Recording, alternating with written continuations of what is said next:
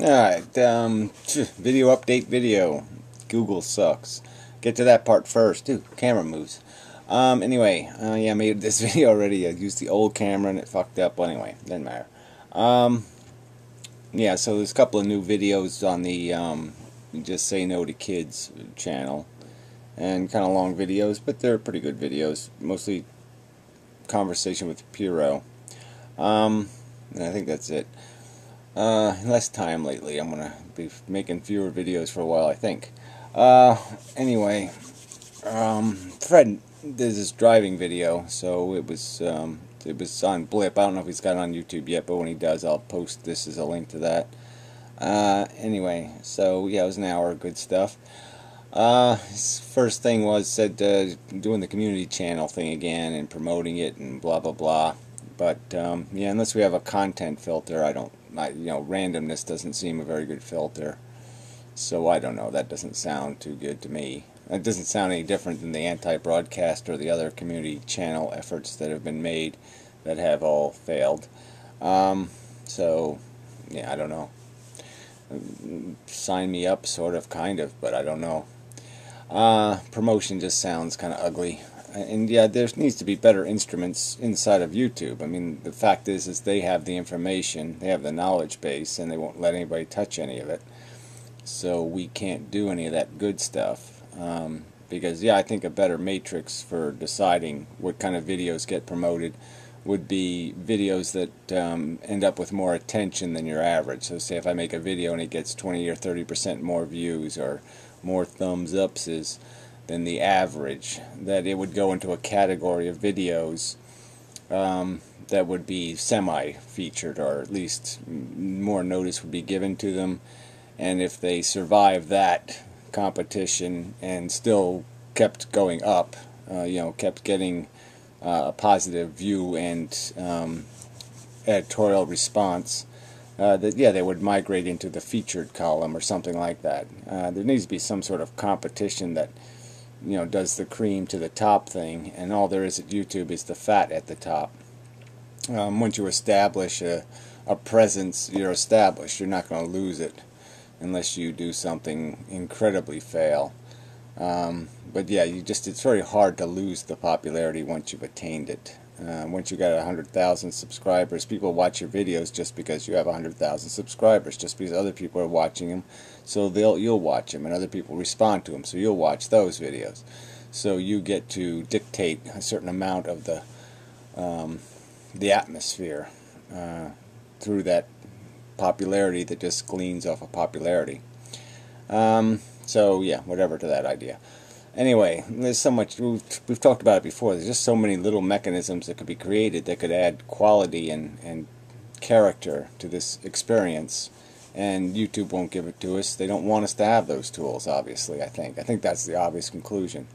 So again, what do we learn about the art thing, and you were talking about the nude stuff and whatnot. And the fact that, yeah, it's just about enemies, really. It's about the proportion of popularity versus, people that hate you. So if you have enough haters and too few supporters, your content will be censored on YouTube. And it's just that simple. So it's just about giving power to the worst elements. People who are superficially pleased and people who are superficially displeased. And any rational middle has, no power. I mean, it's not much else you can conclude. I mean, the reason why your video is still up is because you don't have haters, at least as many as some others of us, and that makes the difference. And that's the only difference. And it's kind of a sad and pitiful state. So all you people who support the corporation, just realize that that's what's going on. The corporation has given the power to a few cranks, trolls and whatnot, and they're going to decide what content you can see and what content you can't see. That's simple. And you're happy with that, then I think you're an idiot. So enough said on that subject. Alright, the whole word art in itself, you talk about that a little bit too. Yeah, I mean, you could try to qualify these different standards of art. Obviously it's changed over time because what's required to create art has changed. It used to be you had to have a skill. You had to be capable of rendering something, either music or visual art. You had to have a skill to be able to accomplish it. It wasn't just about creativity, it was about functionality. And now that barrier is sort of breached, and so now creativity is free. And I guess I would say that this visual art stuff is basically poetry, and you can't say poetry is an art. I mean, it's visual poetry. You know, it seems to me, anyway, pretty obvious that that's what it is.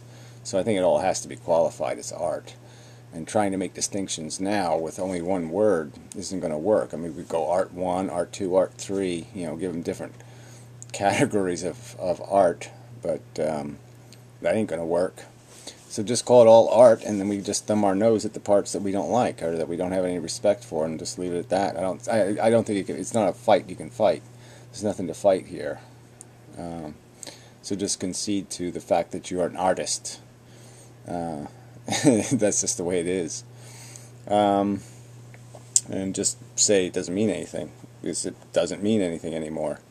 That's the truth of it. The term is kind of meaningless. Yeah, okay, enough of that. I don't know if there's anything else I have to get to, so I'll get to the major subject. We're sort of on the pyro subject a little bit about this idea of, you know, if there was a something to be judged, you're going to decide an ethics or a morality, that there should be this veil of ignorance, something to, so you can't pick and choose, you can't cherry pick the experiment and say, I'm just going to imagine myself living out the best parts of it, and I'll just ignore the dirty parts. So yeah, we can't cherry pick. Values really can't be cherry pickable. You have to accept all the permutations and all the liabilities. You can't just say, I'm going to win the lottery and I'm not going to lose millions of dollars or thousands of dollars buying tickets. You can't play the game that way. You have to acknowledge the losses as well as the potential victory. And it has to be in some sort of rational proportion. And I'd say with the life argument that people are not doing that. I don't think they understand life for what it is.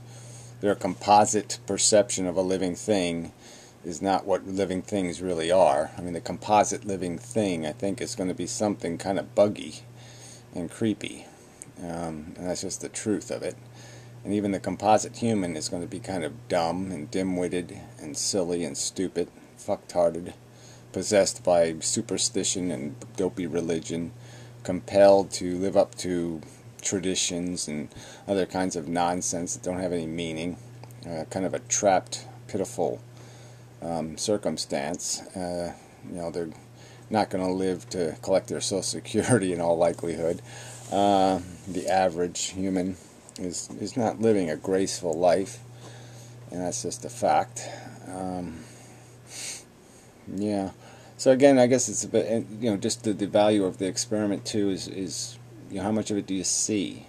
I don't know if there's anything else I really have to get to. You know, how much of it is, you have to have something that, you know, you have to have the sound of it, the smell of it has to be in your environment for you to have any appreciation for the threat. So if you don't have the plague or an earthquake or something doesn't happen for a while, and then you kind of get comfortable and you kind of presume that it doesn't exist anymore. And so then everything becomes this, you know, less tangible, less meaningful argument. And you sort of brought up your mother, and you know, she's apparently getting kind of the lucky death, even though it's dragging on a bit and you're finding that a bit of a nuisance. You know, as it goes, it doesn't. You know, I've obviously seen worse, and that's what echoes in my head, is a perception of death. Apparently, a lot of other people have seen some sort of beautiful, wonderful death. I haven't seen any of those in my lifetime.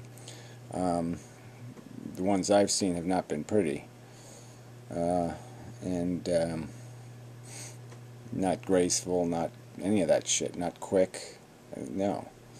So, yeah, I have a perception of it as not, this isn't going to be a good time, it's going to be a bad time. and then even looking at life with the risks of it, how you're going to die, or what you're going to have to live through to get to your death, or to even to your retirement.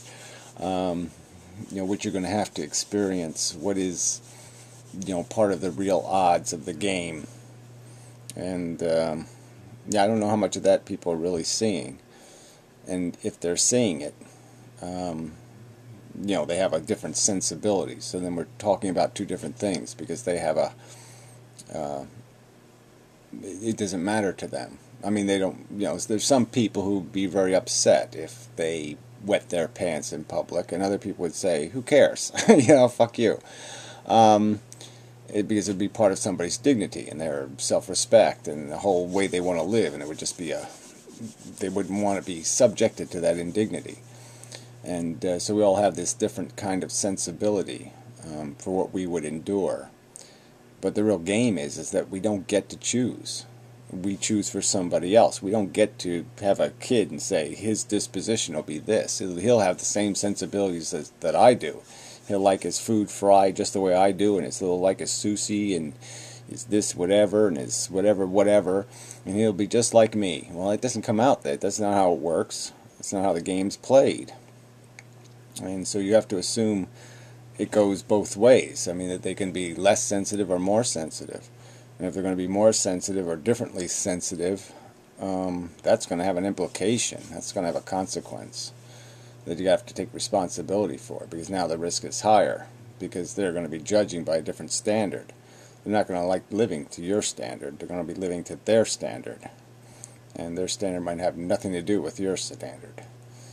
And so that's why I'm still going to argue it's a huge arrogance to assume you have the responsibility, especially in the context of a world that is such a sty, that is just such a mess, that a truly civilized person would have a hard time getting through it without having to take a lot of deep breaths and try to swallow hard and keep their food down, because it's pretty fucking ugly, and it's pretty sloppy, and I just don't think anybody should be sitting there on the sidelines deluding anybody with any propaganda. It's all going to be okay. That, oh yeah, it's worth playing, it's worth playing, it's worth it because we did some silly thing that human beings celebrate.